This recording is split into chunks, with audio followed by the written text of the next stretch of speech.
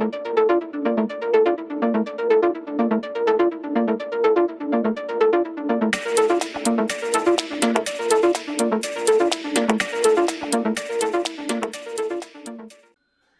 বন্ধুরা, welcome to football বাণী। Football বাণীর আর একটা নতুন এবং এক্সক্লুসিভ এপিসোডে তোমাদের সবাইকে স্বাগত। শরীরটা খুবই খারাপ, তাই রেগুলার ভিডিও আনতে পারছিলাম না। তবে আজকে ছুটির দিন, রবিবার, আর আমি পার্সোনাল কাজ নিয়েও খুব বিজি থাকি, মানে প্রফেশনাল লাইফে, তো সেই কারণেই ভিডিও রেগুলার আনতে পারি না। বাট আজকের এই ভিডিওতে গুরুত্বপূর্ণ কিছু আপডেট তোমাদের সাথে শেয়ার করে দেবো।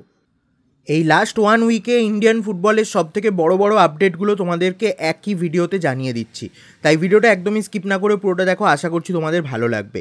একটা কথাই বলার, যারা প্রথমবার আমাদের চ্যানেলে এসেছো অবশ্যই সাবস্ক্রাইব করে নিও। ইন্ডিয়ান ফুটবলের এরকমই রেগুলার আপডেট অবশ্যই তোমরা এই চ্যানেলে পেয়ে যাবে। তো বন্ধুরা, আজকের ভিডিওর প্রথম যে আপডেটটা দিয়ে দেবো সেটা রাহুল কেপিকে নিয়ে। রাহুল কেপি সাইন করেছেন প্রিমিয়ার লিগের ক্লাব ওয়েস্ট হ্যাম ইউনাইটেড এফসিতে।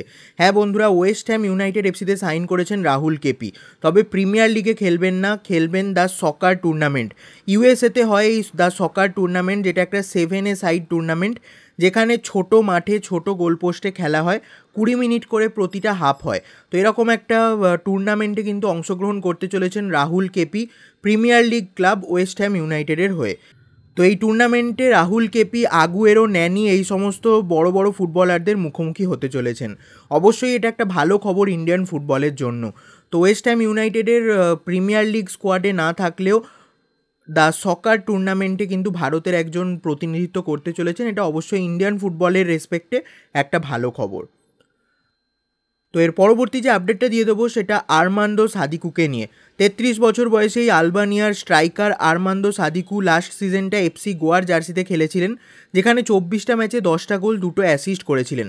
তাও কিন্তু এফসি গোয়া তাকে ছেড়ে দিয়েছে সিজন শেষ হওয়ার আগেই। কেন এমনটা ঘটলো? আর্মান্দো সাদিকুর যে 24 ম্যাচে 10টা গোল, 2টো অ্যাসিস্ট, স্ট্যাটটা শুনলে মনে হবে খুবই ভালো পারফরমেন্স দিয়েছেন। বাট যেটা এই সিজনে সাদিকুর সাথে সমস্যা হয়েছিল, এই 10টা গোলের মধ্যে 8টা-9টা গোল প্রথম 4-5টা ম্যাচের মধ্যেই করে দিয়েছিলেন। তারপর থেকে তার ফর্ম কিন্তু একদমই খারাপের দিকে গেছে। অর্থাৎ প্রথমে সিজনের শুরুটা দুর্দান্তভাবে করলেও তারপরে কিন্তু হারিয়ে যান আর্মান্দো সাদিকু এফসি গোয়ার জার্সিতে। সেই কারণেই এফসি গোয়া তার ফর্মকে মাথায় রেখে কিন্তু ছেড়ে দিয়েছে। তবে এই মোমেন্টে এটা বড় খবর, এই ফ্রি ফুটবলারকে সাইন করতে চাইছে Kerala Blasters FC. Kerala Blasters FC already কিন্তু আর্মান্দো সাদিকুর জন্য একটা ভালো অফার পাঠিয়ে দিয়েছে। বর্তমানে তার মার্কেট ভ্যালু 4.4 CR মতো। তো সেই দিক থেকে আর্মান্দো সাদিকুকে সাইন করাটা খুব একটা সমস্যার বিষয় হবে না।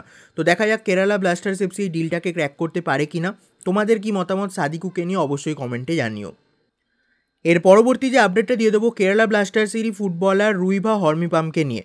রুইভা হর্মিপাম 24 বছর বয়সে এই সেন্টার ব্যাক। কেরালা ব্লাস্টার্স এফসির সাথে 2027 সাল অবধি কন্ট্র্যাক্ট থাকলেও কেরালা ব্লাস্টার্স এফসি কিন্তু এই সিজনে রুইভা হর্মিপামকে ছেড়ে দিতে চাইছে। একটা ভালো ট্রান্সফার ফি পেলে খুব ইজিলি কিন্তু কেরালা ছেড়ে দেবে এই রুইভা হর্মিপামকে। তো সেই জন্যই 4টে আইএসএলের ক্লাব বর্তমানে ইন্টারেস্ট শো করেছে রুইভা হর্মিপামের প্রতি। তার মধ্যে প্রথম নাম মুম্বাই সিটি এফসি, দ্বিতীয় নাম বেঙ্গালুরু এফসি, তৃতীয় নাম ইস্টবেঙ্গল এবং চতুর্থ নাম মোহনবাগান। অর্থাৎ আইএসএলের 4টে সেরা দল কিন্তু রুইভা হর্মিপামকে সাইন করার জন্য ইন্টারেস্টেড। তবে এই রেসটা এই মোমেন্টে লিড করছে বেঙ্গালুরু এফসি এবং মুম্বাই সিটি এফসি।